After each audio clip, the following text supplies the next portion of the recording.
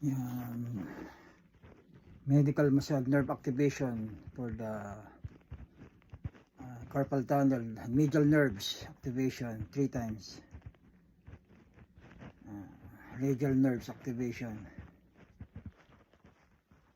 3 times.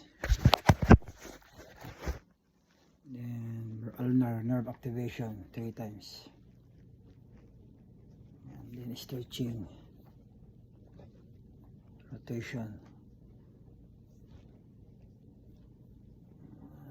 If you have carpal tunnel syndrome, nerve activation for the radial, medial, and ulnar nerves.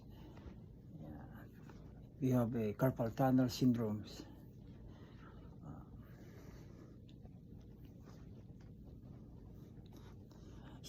Carpal tunnel syndrome, if you have a tingling, numbness in your 3 fingers in your hands.